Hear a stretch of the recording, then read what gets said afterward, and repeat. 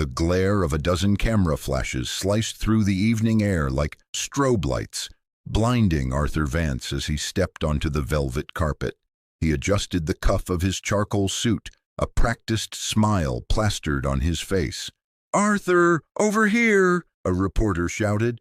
He waved, the embodiment of success and stability, but the smooth rhythm of the night shattered when a small, shivering figure darted past a security guard's outstretched arm. She wasn't more than 9 years old, wearing a thin sweater that had seen better days. She didn't ask for a photo. She planted her feet directly in his path, her eyes red-rimmed and fierce. "Why are you a thief?" she screamed. The crowd went dead silent. Arthur froze, his hand still mid-wave. "Excuse me, sweetheart?" he asked, his voice dipping into a practiced paternal softness. "You told my mom you were a man of your word," the girl cried, her voice cracking but carrying across the entire plaza. "You told her the Vance Foundation takes care of its own. But she hasn't been paid in 3 months. We're being kicked out of our house tomorrow because of you." The murmur that rose from the onlookers was like a physical weight. Arthur felt the sweat prickle at his hairline. He looked at the cameras. All of them were live. He knelt down, ignoring the protest of his expensive trousers against the pavement. "What is your name?" he asked quietly. "Mia," she sobbed. "And your mother?" Arthur prompted. "Elena. She cleans your house every day. She cries every night because she says she failed me, but she didn't. You failed us." Arthur felt a cold hollow open in his chest. He looked up at the lens of the nearest camera, his face hardening into a mask of absolute resolve. "Mia, look at me," he said, loud enough for the microphones to catch. "If your mother is owed a single cent, I will personally see to it that she is paid tenfold by sunrise. I give you my word as a Vance." He stood up and didn't wait for the applause. He didn't even enter the gala. He turned around, ignored his PR manager's frantic whispering, and climbed back into the black sedan. "Home!" he barked at the driver. "Now!" The Sterling Heights estate was silent when he arrived, save for the low hum of the security system. Arthur didn't go to the master suite. He went straight to the West Wing, where the household offices were located. He found Mr. Henderson, the estate manager who had served his family for 32 years, hunched over a ledger in the dim light of a desk lamp. Henderson jumped when the door slammed open. "Arthur, you're back early. I thought the ceremony—" Arthur didn't let him finish. He slammed his palm onto the desk, rattling the pens in their holder. "Why is Elena, my housekeeper, facing eviction, Henderson? Why hasn't she been paid in 90 days? Henderson's face went a sickly shade of gray. He fumbled with his glasses, his hands shaking. There have been some clerical delays, sir. The transition to the new payroll software in the Valley District." Arthur leaned in, his voice a low, dangerous growl. "Don't lie to me. I grew up in a house with an eviction notice on the door every second month. I know the smell of a lie, and I know the sound of a mother crying. Is it just her?" Henderson looked down at the floor, his voice barely a whisper. "No, sir, it's most of the domestic staff, and 3 of the Foundation's field offices." Arthur felt his blood turn to ice. "How much?" he demanded. Henderson swallowed hard. "I don't have the final tally, Arthur. I was told to keep it quiet. I was told the funds were being reallocated temporarily." Arthur's eyes narrowed. "Told by whom, Henderson? You report to me." Henderson's silence was the loudest sound in the room. He slowly looked toward the grand staircase that led to the private quarters. Arthur didn't wait for the name. He knew. He stormed up the stairs, his heart hammering against his ribs like a trapped bird. He found Eleanor in her dressing room, surrounded by silk gowns and the scent of expensive perfume. She was humming to herself, sliding a diamond bracelet onto her wrist. "Arthur, I thought you were accepting your award, she said, her voice light and airy. I was interrupted by a child, Arthur said, his voice trembling with suppressed rage. A child who told me we are stealing from her mother to pay for— What, Eleanor, this? He swept his arm across the room, knocking a row of crystal perfume bottles off the vanity. They shattered, filling the air with a cloying, suffocating sweetness. Eleanor flinched, her eyes wide. Arthur, don't be dramatic. It's just a delay. I had some expenses. He stepped toward her, his shadow looming large on the wall. Expenses? $2.5 million in reallocated funds. I called Marcus on the way here. He's been digging through the offshore logs. He found the casino accounts, Eleanor, digital credits, high-stakes baccarat. You didn't just delay their pay. You gambled away the survival of the people who cook our food and clean our floors. Eleanor's face shifted. The innocence vanished, replaced by a sharp, jagged desperation. I was bored, Arthur. You're always gone, always building the legacy. I needed something to feel alive, and I was going to win it back. I just needed one more night, one good run, and no one would have ever known. I know, Arthur screamed, the sound tearing from his throat. The girl in the thin sweater knows. Elena knows. How could you do this? These people trust us. Eleanor grabbed his lapels, her nails digging into the fabric. Then fix it. You're Arthur Vance. Move some money from the construction fund. Cover it up. If this gets out, the foundation is finished. You'll lose the merger. We'll be pariahs. Do you want to go back to being that poor boy in the foster home? Because that's where we're headed if you don't bury this tonight. Arthur looked at his wife, the woman he had loved for 20 years, and for the first time, he saw a stranger. He saw the very thing he had spent his life fighting against. The arrogance of wealth that thought human lives were just numbers on a balance sheet. He pulled her hands off him, his movements slow and deliberate. I never left that foster home, Eleanor, he said quietly. That's the part you never understood. I still feel the cold, and I won't let another child feel it because of us. He turned on his heel and walked out, leaving her sobbing on the floor amidst the broken glass. He went back down to the office and picked up the phone. Marcus, he said when the accountant answered, I don't care what time it is. Call the district attorney. Tell them I have a report to make, and then call the press. I'm holding a briefing at the estate gates in 1 hour. As the clock ticked toward midnight, Arthur stood in the kitchen. He didn't want the mahogany desk or the leather chair. He sat at the simple wooden table where the staff ate their meals.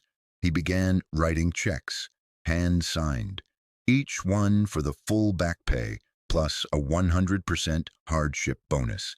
His hand shook, but his signature was firm. He heard a noise and looked up. Elena was standing in the doorway, her coat over her arm, her eyes puffy and tired. Mr. Vance, she whispered, I was just coming to get my things. Henderson said I should leave. Arthur stood up, the chair scraping loudly on the tile. He walked over to her and held out the check. I am so sorry, Elena, he said, his voice thick with emotion. I failed you. I broke the one thing I promised I would never break. My word.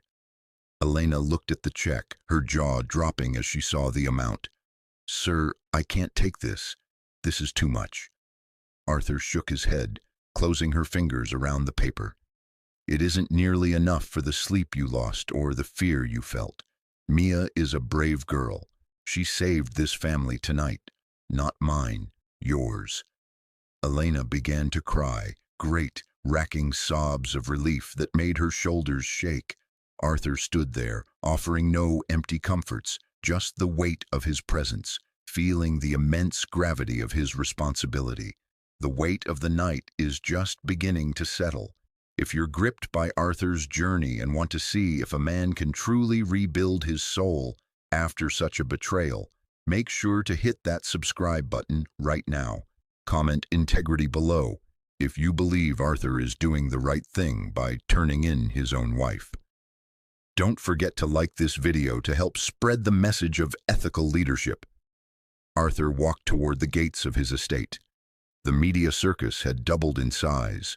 The bright lights of the news vans cut through the darkness. He could see the flash of handcuffs in the pocket of a plainclothes officer standing near the back. His heart felt like lead, but his head was clear. He wasn't just a billionaire tonight. He was a man coming home to his values, no matter the cost. He reached the gate, took a deep breath, and stepped into the light. The flashbulbs were no longer celebratory. They were predatory. As Arthur stepped up to the makeshift podium at his estate gates, the silence was heavy, broken only by the hum of the city in the distance. He didn't have a prepared speech. He didn't have his legal team. He only had the truth, and it felt like a cold blade in his gut. "My name is Arthur Vance," he began, his voice echoing off the stone pillars of the gate. "Tonight, a young girl named Mia asked me a question that I couldn't answer. She asked me why I was a thief." A gasp ran through the crowd. Reporters scrambled, leaning forward with their recorders. "I discovered tonight that for the past 3 months, the people who make this house a home, the people who serve the Vance Foundation, have gone unpaid. Over $2 million has been misappropriated from payroll and charity accounts." "Who did it, Arthur?" a voice yelled from the darkness. Arthur closed his eyes for a second. He could see Eleanor's face, the way she looked when they first met, full of ambition and light. Now that light was a wildfire that had scorched everything he built. "The investigation is ongoing," Arthur said, his voice cracking slightly before he steadied it. "But I have personally invited the district attorney and the authorities into my home tonight. I am stepping down as CEO of Vance International effective immediately. I will not return until every cent is accounted for, every worker is paid, and justice is served, regardless of whose name is on the legal documents." He turned away before the roar of questions could swallow him. He walked back up the long, winding driveway. The sirens were audible now, a rhythmic wailing that grew louder until blue and red lights splashed against the white marble of the mansion's facade. He stood on the front steps as the officers entered. He pointed toward the west wing. "She's in her dressing room," he said to the lead detective. The man nodded, his expression grim. Arthur stayed in the hallway. He heard the muffled voices, the sharp cry of protest from Eleanor, and then the heavy, metallic clink of handcuffs. When they led her out, she stopped in front of him. Her hair was disheveled, her makeup smeared with tears. "You destroyed us," she hissed, her voice dripping with a venom he had never heard before. "You think you're a hero? You're just a man who threw his wife to the wolves to save his own conscience. You'll die alone in this big, empty house, Arthur, and you'll deserve it." "I'd rather be alone in an empty house than surrounded by things bought with stolen lives," Arthur replied quietly. He watched them lead her to the cruiser. He watched the taillights disappear down the drive. The silence that followed was deafening. He spent the next 48 hours in a whirlwind of wreckage. His board of directors was in a frenzy. "Are you insane, Arthur?" His COO, Bradley, screamed over the phone. "We had the merger in the bag. Now our stock is worth less than the paper it's printed on. We could have handled Eleanor internally. We could have sent her to rehab for a gambling addiction and covered the loss as a bad acquisition. Why did you burn the whole house down?" "Because the house was built on a lie, Bradley," Arthur snapped. "If the foundation is rotten, the roof is going to fall eventually. I just chose when." "The board is voting to strip you of your shares," Bradley warned. "You're going to lose everything. Your house, your title, your reputation. Is a housekeeper's paycheck worth 20 years of work?" "Ask me again when you've met her daughter," Arthur said and hung up. He moved out of the master suite and into a small guest room. He didn't want the luxury anymore. It felt like a shroud. He spent his days in the Foundation's archives, personally reviewing 3 years of digital ledgers with Marcus. Every hour was a new horror. Eleanor hadn't just taken from the staff, she had diverted funds meant for a clean water project in the valley. She had skimmed from a scholarship fund for underprivileged youth. She was clever, Marcus whispered, rubbing his bloodshot eyes. She used a series of shell companies. It looks like she was trying to chase the losses, Arthur. Every time she lost, she took more to try and win it back. It's a classic spiral. I should have seen it, Arthur said, staring at a screen filled with red numbers. I was so busy giving speeches about the Vance legacy that I didn't even notice my own wife was drowning in the dark. I'm just as guilty as she is. A week later, the first court hearing arrived. Arthur sat on the hard wooden bench of the gallery, not in the reserved section. He saw Elena and several other staff members sitting a few rows back. They looked at him with a mix of pity and lingering resentment. Eleanor entered the room in a plain orange jumpsuit. The sight of her, the woman who had worn custom Chanel just days ago, now reduced to a number, sent a pang of grief through his heart. But then he remembered the eviction notices. He remembered Mia's thin sweater. The prosecutor laid out the evidence. The numbers were staggering. Eleanor's lawyer tried to argue for a private settlement, citing her mental health. Arthur stood up in the back of the court. "Your Honor," he said, ignoring the frantic shushing of the bailiff. "As the primary complainant and the victim of the corporate fraud, I wish to speak." The judge leaned forward. "This is highly unusual, Mr. Vance, but proceed." Arthur looked at Eleanor. She wouldn't meet his eyes. "I am not here to ask for mercy for my wife," he said, his voice ringing through the chamber. "But I am here to ensure that the restitution is not just a legal formality. I have liquidated my personal retirement accounts and my private art collection. I am turning over the deeds to 3 of my properties to the Foundation's Victim Fund. I want the court to oversee the distribution. The law may punish the crime, but only I can begin to repair the damage." The courtroom erupted.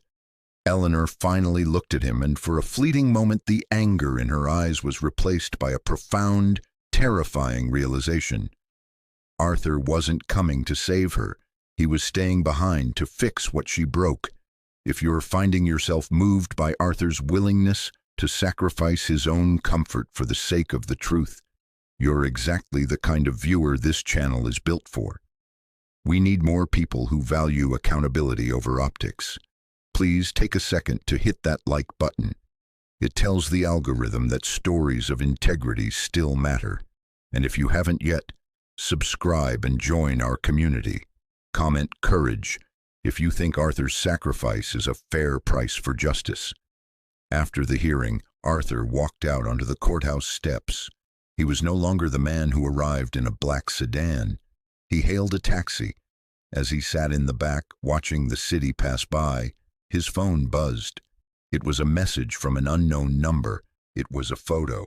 It was Mia, standing in front of a new, modest apartment. She was holding a key and smiling.